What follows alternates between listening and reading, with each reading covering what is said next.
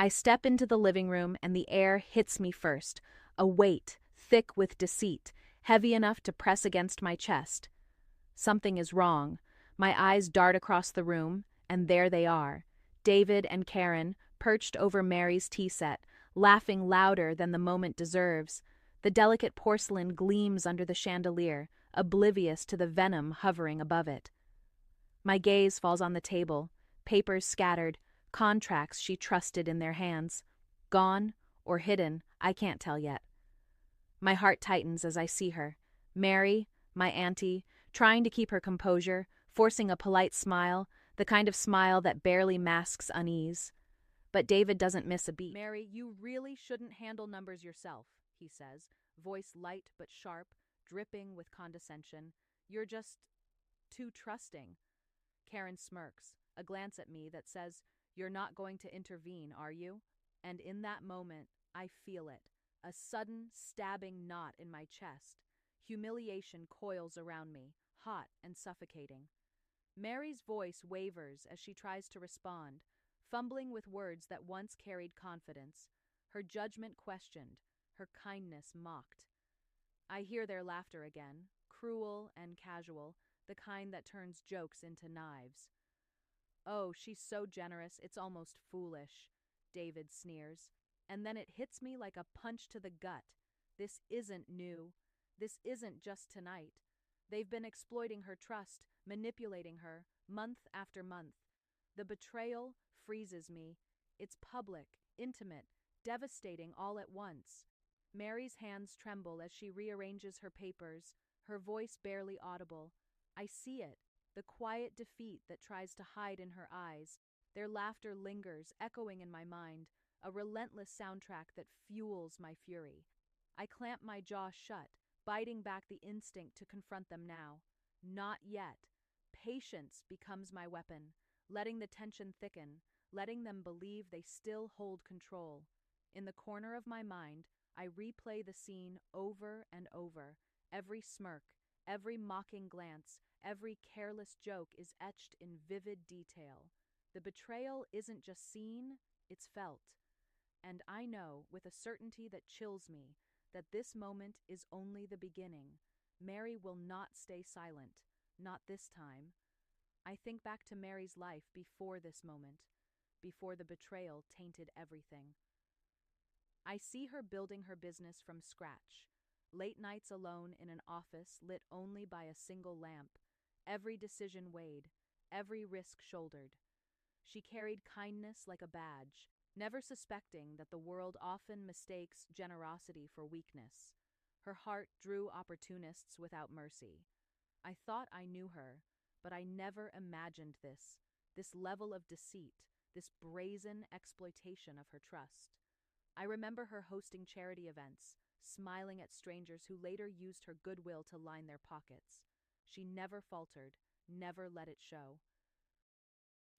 I recall the nights after my father left, when I felt adrift, untethered, and she wrapped me in a quiet courage only she could give. She put family first, always, even when the world seemed ready to take advantage. The sting of seeing her trust now violated reopens those old wounds of helplessness I felt as a child. I remember the endless hours she worked to keep us secure, to make sure we never went without, her fatigue hidden behind a gentle smile. Her quiet resilience shaped the very core of who I am, teaching me patience, integrity, and moral clarity. I hear her voice in my memories, warning me about people who hide their intentions behind polite smiles, their eyes betraying nothing until it's too late. Her own eyes carried wisdom, yes, but also a vulnerability that makes this betrayal cut so sharply. Seeing her doubted, ridiculed, and manipulated now, it pierces me deeper than any personal slight I've ever faced. Memories of small betrayals she endured before surface, forming a chilling pattern. She always bore them silently, the world unaware of her suffering. And yet, I see now why she never retaliated openly. Her patience, her quiet endurance is both shield and weapon. I feel her fear, the tremor beneath the composed exterior, but I also see the glimmer of strength she has always possessed, the steel beneath her kindness. This time I know she will not be silent. Not anymore. The fire in her eyes tells me everything. The reckoning is coming, and it will be precise, controlled, unstoppable. I notice David hovering near her computer, his fingers sliding over the keyboard as if it's his by right, quietly trying to reroute her bank statements. Karen lingers beside him, pretending to help with invoices, but I can see the calculation in her eyes. They whisper in corners, exchanging sly glances, their casual confidence a mask for the manipulation they think is invisible.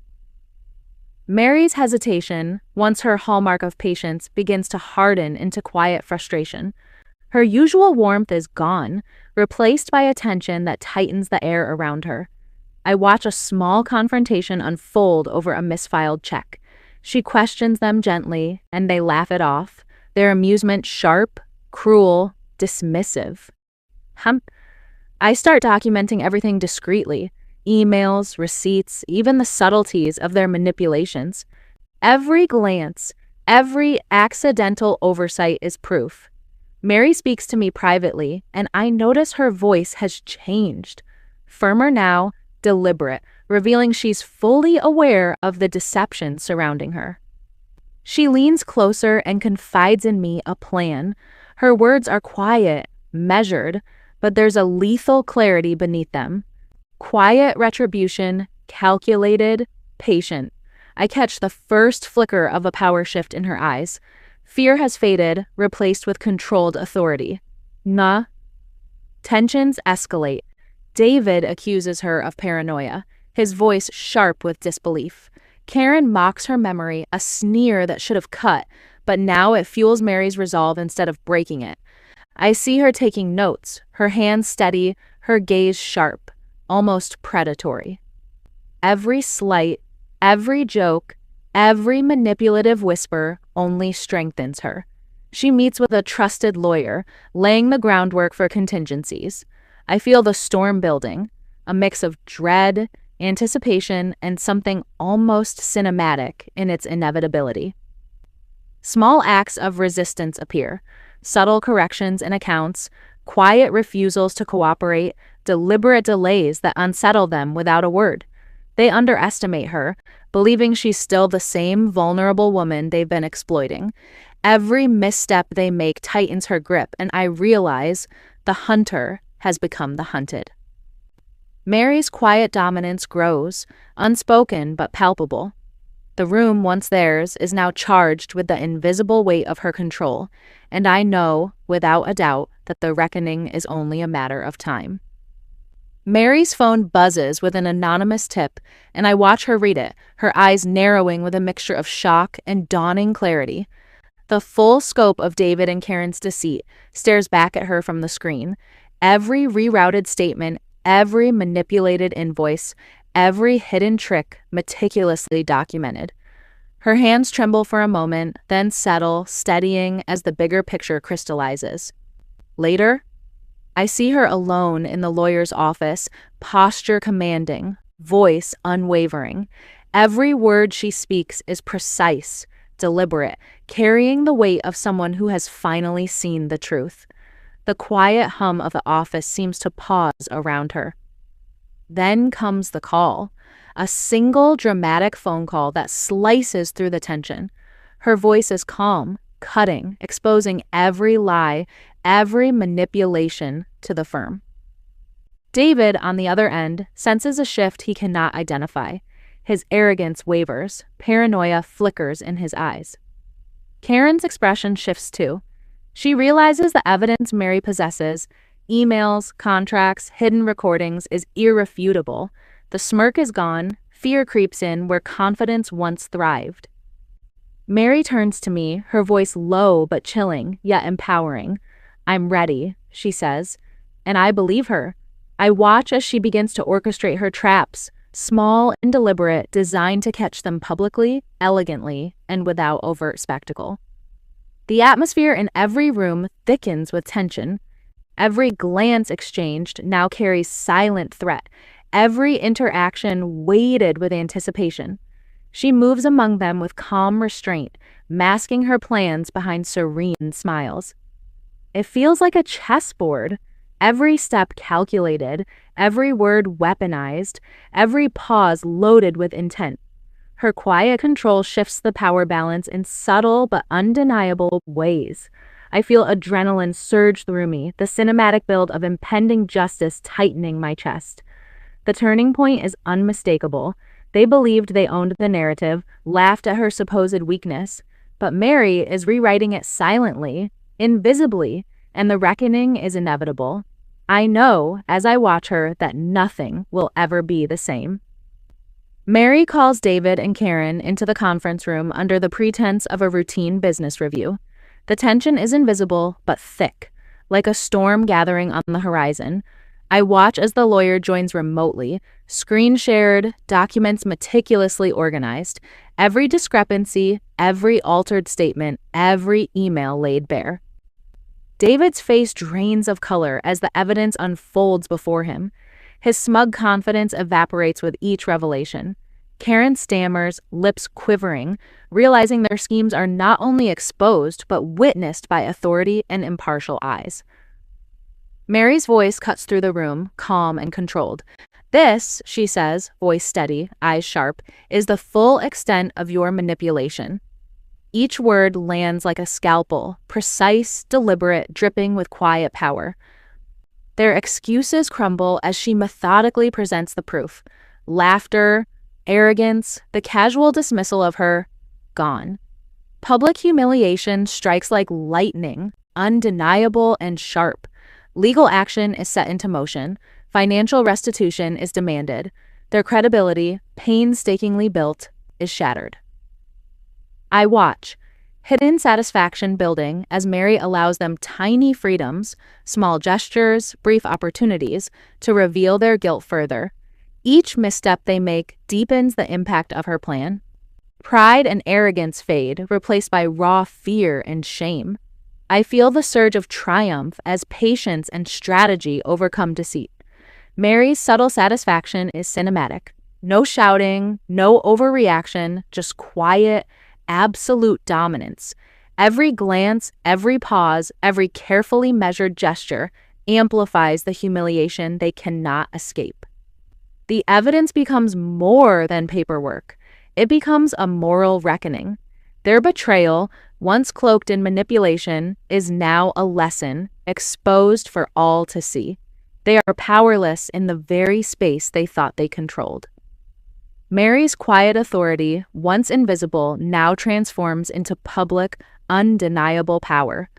I sit back, breathing in the weight of the moment, knowing they have learned what it truly means to underestimate her, and to pay for it. Mary sits in her office, the weight of months of betrayal finally lifting from her shoulders. A faint, almost imperceptible smile curls her lips, quiet but triumphant. I watch her move through her day with a renewed rhythm, reclaiming routines she had once let slide, her trust rebuilt selectively, carefully, but unshakably firm. Outside these walls, David and Karen are shadows of themselves. Professionally discredited, their influence evaporated, respect they once assumed as their right dissolved into thin air. Mary turns to me, her tone gentle but firm, as she imparts lessons in vigilance and measured response. Each word carries quiet wisdom, the kind that sinks into your bones. I reflect on the intensity of this journey, the cost of patience, the resilience required to endure and strike with precision. The house feels different now, lighter, infused with dignity regained and a calm that feels almost sacred. Every interaction Mary has carries renewed confidence, subtle yet unshakable. Legal documents are filed, restitution secured, relationships repaired wherever possible. Each act a deliberate stitch in the fabric of justice restored. I capture the transformation in my mind, the cinematic shift from humiliation to empowerment, from fear to command. We share a quiet moment, no words needed, both understanding the depth of justice achieved without overt vengeance. Her eyes gleam with silent triumph. The trust once exploited is now fortified, untouchable. The atmosphere hums with relief and strength, a cinematic closure that resonates deep in the chest. I realize the lessons linger.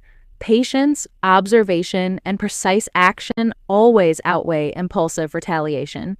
Every detail, every careful step proves that quiet power, when wielded wisely, can topple arrogance and restore dignity in the most profound way. I look directly into the camera, my eyes locked with yours, and I begin to recount Mary's quiet strength, the patience, the restraint, the unshakable control she wielded while the world thought she was powerless. Every detail, every calculated pause, every hidden move shaped the narrative of her triumph. This story isn't about loud vengeance. It's about the power of patience, of strategic retaliation that builds quietly until the moment of reckoning is inevitable. The danger of exploiting someone's trust is real, and the satisfaction of justice earned silently is profound, far deeper than any public display of anger. I take you with me into the first-person experience, letting you feel the sting of betrayal, the tension of waiting, the rush of watching manipulators unravel. The lesson is clear. Trust wisely, act deliberately, observe quietly, and strike with precision when the time is right. The narrative teases the cinematic satisfaction of seeing arrogance exposed, of watching manipulators stumble under the weight of their own deceit. The emotional highs and lows are recapped, the fear, the anger, the humiliation, and finally, the empowerment, as we follow Mary's journey from exploited kindness to unassailable authority. I invite you to reflect on your own experiences with betrayal and the strategies of measured response. Remember this: resilience is quiet, control is subtle, and justice doesn't always need noise. As the camera pans out, Mary sits serene and victorious, a visual metaphor for reclaiming power. The room hums with quiet triumph, leaving a lingering sense of justice, empathy, and cinematic catharsis. And before we close, I leave you with this: share, comment, and subscribe. Tell your own stories of quiet triumph. Witness the power of patience. And remember, sometimes the strongest victories are the ones earned silently,